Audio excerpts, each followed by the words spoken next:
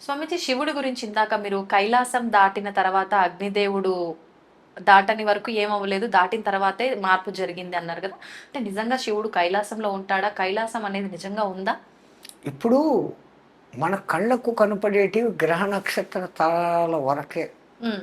స్వర్గలోకము, ఇంద్రలోకము, వరుణలోకము, హ్మ్. వాయులోకము, ఇవన్నీ లోకాలు ఉన్నాయి. ఆ!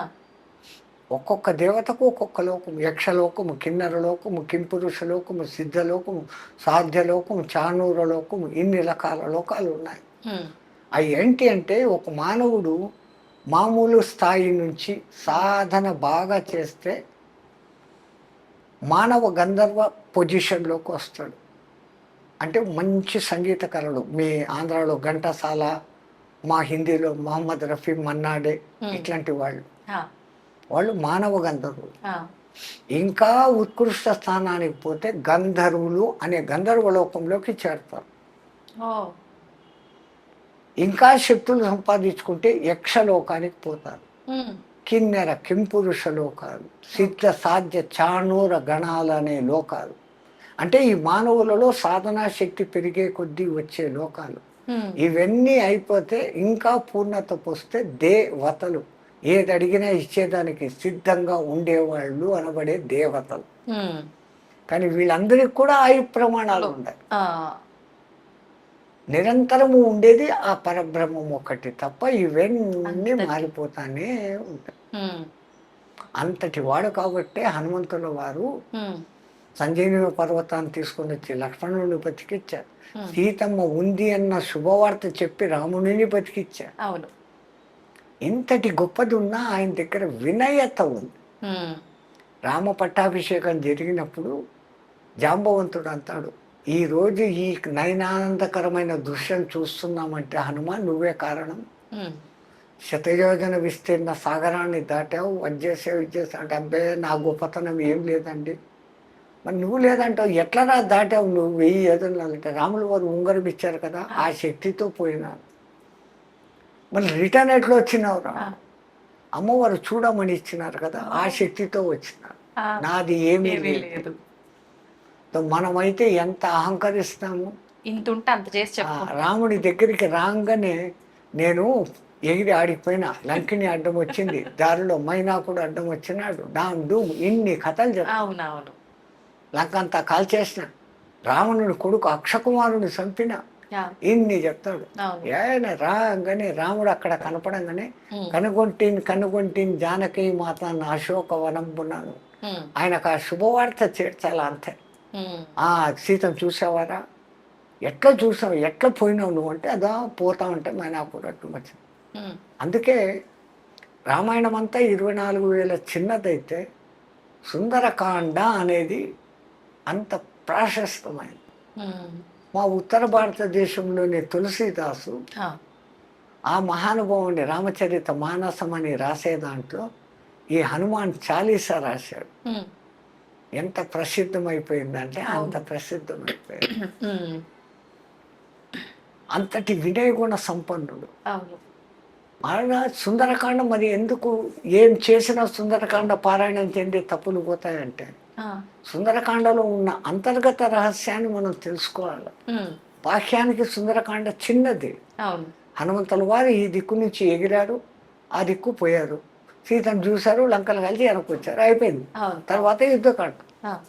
మరి ఎందుకంత ప్రాశస్తం అంటే ఒక సాధకుడు, హ్మ్.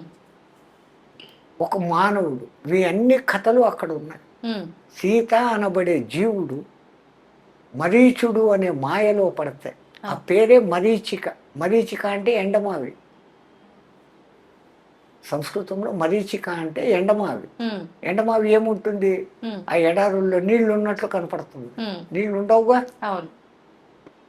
ఉండవు. చూడండి రామాయణంలో ఆ పేర్లు ఎంత భద్రంగా పెట్టినారో. హ్మ్. మరీచిక అనే మారీచుడు ఆ! మాయలో సీత అనే జీవుడు పడితే హ్మ్. రాముడు అనే దేవుడికి దూరం అయిపోతాడు. ఆ! మరి దూరమైన జీవుణ్ణి మళ్ళీ రాముడితో కలపాలంటే ఒక ఉత్తమ గురువు ఉండాలి. ఆ! ఉత్తమ గురువుగా ఉండాలంటే ఉత్తమ గురువు లక్షణాలు ఉండాలి. హ్మ్. హనుమంతుడు ఈ పక్క నుంచి ఆ పక్కకు ఎగిరేటప్పుడు ముందు అడ్డం వచ్చినోడు మైనాకుడు. మైనాకు. ఆయన వచ్చి మీ తండ్రి రక్షించబట్టి నా రెక్కలు మిగిలి ఉన్నాయి, ఉమ్, లేకుంటే ఆ ఇంద్రుడు మొత్తం అందరి మా కులమ్మ వాళ్ళందరి రెక్కలు పగలగొట్టేశాడు. అవును.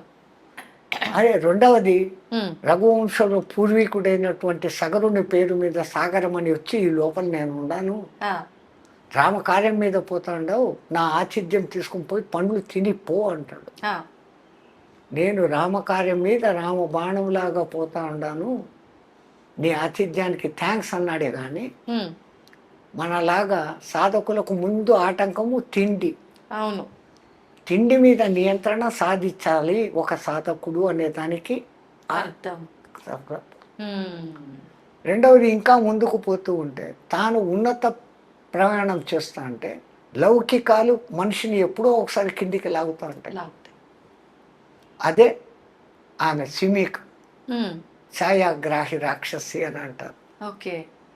అంటే మనము ఉన్నత పదంలో పోయేటప్పుడు ఇంకా కొంచెం లౌకికాలు లాగుతూ ఉంటాయి. ఉమ్, ఆ లౌకికాలను కూడా ధ్వంసం చేస్తే తప్ప నువ్వు ముందుకు పోలేవు అనే దానికి ఉమ్, ఆ సింహాన్ని చంపాడు. ఆడదేం చూడలే, అవును.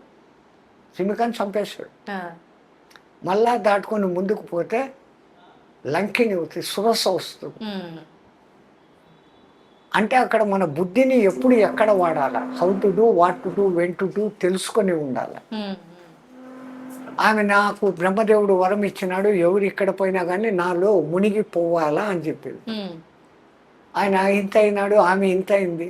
అవును. అక్కడ సడన్గా ఇంత అయిపోయి నోట్లోకి పోయి అమ్మ నువ్వు అన్నట్టుగా నీలో పడి వచ్చాను.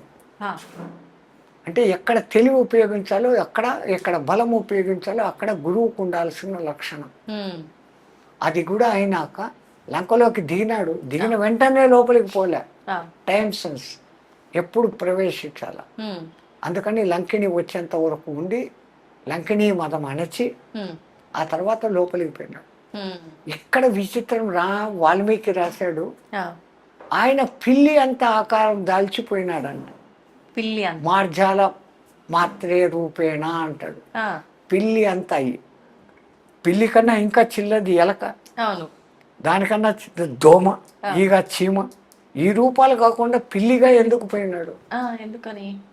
మనకు మర్కట కిషోర న్యాయము, మార్జాల కిషోర న్యాయము అని ఉంటుంది. ఆ, కోతి పిల్లను ఇట్లా అంటుంది, అవును. ఆ పిల్ల అంటుకుంటుంది.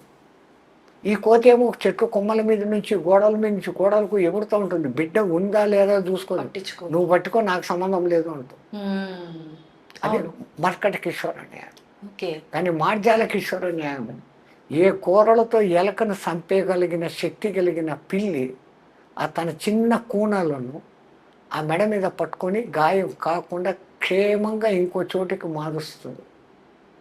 అవును స్వామి. సో అక్కడ ఆ బిడ్డ నేను ఫుల్ సేఫ్, నాదేం లేదు అంతా నీదే అనే సమర్పణ భావం ఉంది. ఉమ్, రామా నేను నీ సేవకుణ్ణి అన్నటువంటి సమయస్ఫూర్తిని చూపించేదానికి వాల్మీకి ఉమ్, ఆ వర్డ్ వాడినాడు. పాపా. అంటే ఇప్పుడు ఈయన పూర్ణుడు అయినాడు. అవును.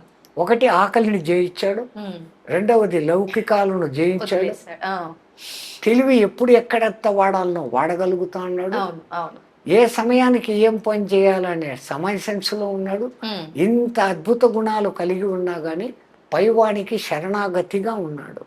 ఇంత మానవులు. ఉండబట్టి గురువు తత్వాన్ని పొంది అవును. అంతవరకు భ్రమలో ఉన్న సీత దగ్గర అనబడే జీవుని దగ్గరికి వెళ్ళి, ఓరి జీవుడా ఉమ్, ఆ మాయలో నుంచి బయటికి రా, రాముడు ఉన్నాడు, ఉమ్, నిన్ను నేను కలుపుతాను అని స్వాంతని ఇచ్చినాడు. ఉమ్, అందుకే అంటాడు, సీతమ్మ వచ్చే నా ఈపు మీదకి పైకి అని. ఆ, ఆమె నేను పరపురుషుని తట్టను అంటున్నాను. దానికి ముందు రావణాసురుడు నిన్ను జుట్టు తొడ పట్టుకొని తీసుకుని పోయినాడు. అప్పుడు నేను భయం విహ్వాలను, ఉమ్, నాకేం జరుగుతుందో నాకు తెలియదు. ఇప్పుడు తెలిసి నీ మీద ఎక్కను. ఒకవేళ ఎక్కినాను, తీసుకుని పోయేటప్పుడు మళ్ళీ ఈ రాక్షసులు మధ్యలో వస్తాయి, నన్ను రక్షిస్తావా వాళ్ళతో యుద్ధం చేస్తావా, ఉమ్, ఇవన్నీ అడగడాలు. అవును. అవును. నిజానికి ఆమె వాడిని పుత్రునిగా అనుకునేది. అనుకుంది. ఈయన పిచ్చి పని చేసి లంకనంతా కాల్చేసి, ఏదో ఇంత చేసి సీతను కనిపెట్టి లంక అంతా కాల్చేసిన, సీత కూడా చచ్చిపోయిందామని. ఉమ్, సీత ఉన్న చోట అగ్ని ఏం చేస్తుంది? సీతే స్వయం అగ్ని, అవును. సీత మండదు. అందుకని ఆమె అక్కడ ఉన్నాక ఇంత చేసినావు నీకు చిరంజీవత్వం వచ్చు కాక అష్టసిద్ధి నవనిధికే దాత ఉమ్, ఐసవర దీన జానకి మాత. ఉమ్, జానకి మాత ఆయనకు అష్టసిద్ధులను కలిగింపజేసింది. Okay okay.